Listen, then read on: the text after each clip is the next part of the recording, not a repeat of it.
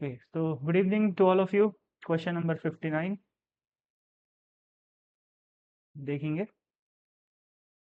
A uniform rod of mass m and length L is struck at an end by a force F perpendicular to the rod for a short time interval t.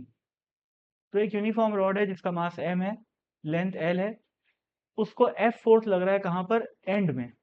तो यहाँ पर ये rod है, ऐसे ही बनाते हैं. अरे यार,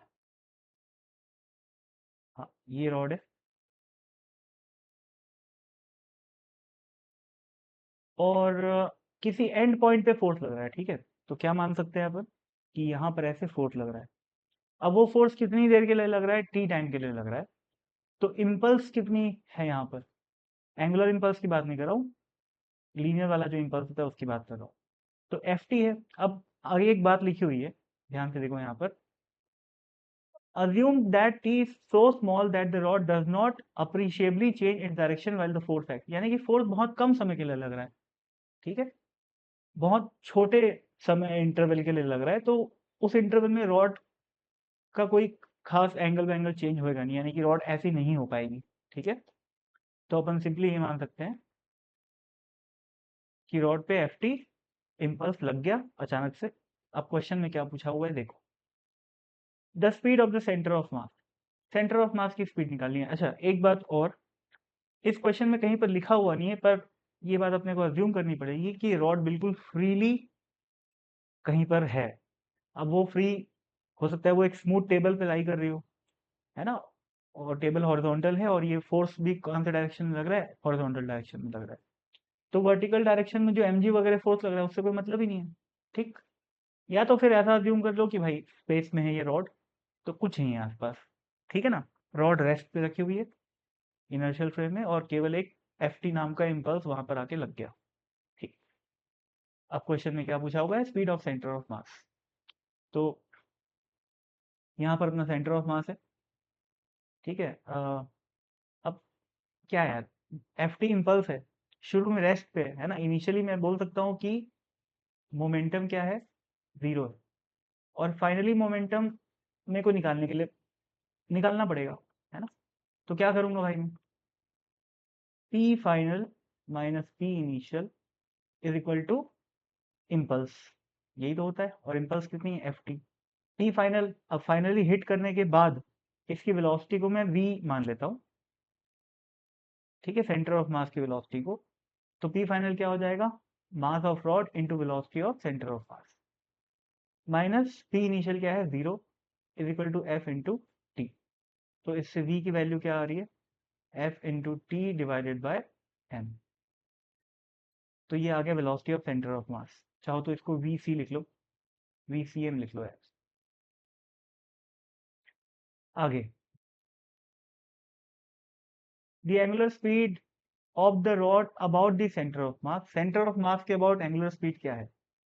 तो सोचो भाई, एफ टी लग रहा है तो इम्पल्स तो उसका है ही, साथ ही साथ उसका एंगुलर इम्पल्स भी है. ठीक है, क्योंकि सेंटर ऑफ मास के रिस्पेक्ट में साफ दिखाई दे रहा है कि ऐसा एंगुलर इम्पल्स रॉड पे लग रहा है. तो और एंगुलर इम्पल्स कैसे निकालते हैं भाई अपन?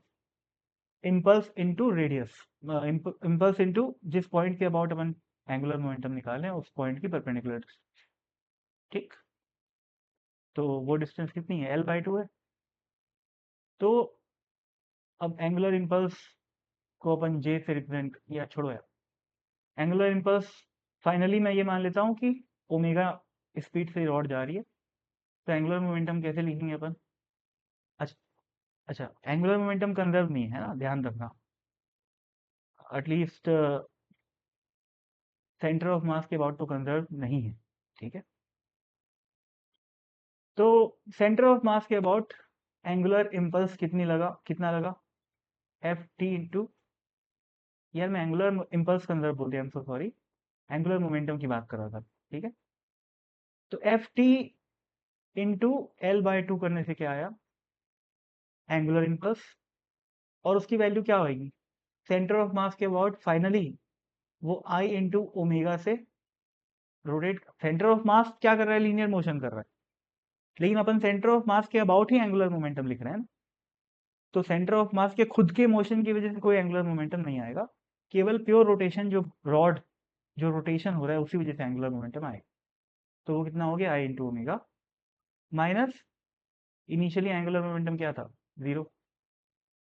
तो क्या पूछा है क्वेश्चन में, ओमेगा की वैल्यू पूछी है, कितना आ गया omega, F T L divided by 2 आई। अब आई की वैल्यू हम सबको पता है, सेंटर ऑफ मास के अबाउट क्या होती है, एम एल स्क्वायर बाय 12। ठीक, तो वैल्यू को पुट कर देना, आ जाएगा आंसर। आगे the kinetic energy of the rod, okay, kinetic energy पूछा है भाई। काइनेटिक एनर्जी, इसको मैं, या छोड़ो यार, यहाँ बना देता। काइनेटिक एनर्जी कैसे निकालते हैं भाई, अब ये सिर्फ ये रॉड कर क्या रही है, ये रॉड ट्रांसलेटरी मोशन भी कर रही है और रोटेशन मोशन भी कर रही है। तो काइनेटिक एनर्जी के दो कंपोनेंट होंगे, दो पार्ट होंगे। एक तो half M V C M का स्क्वायर, और दूसरा रोटेशन के corresponding half I omega square. खत्म कहानी। पहले पार्ट में अपन वीसीएम निकाल चुके हैं, दूसरे पार्ट में अपन ओमेगा निकाल चुके हैं, यानी कि पार्ट ए और बी में, ये पार्ट ए, ये पार्ट बी, उन सब की वैल्यू को यहाँ पर पुट कर दो तो काइनेटिक एनर्जी आ जाएगी। आगे, the angular momentum of the rod about the center of mass after the force has stopped to act. Angular momentum of the rod about the center of mass,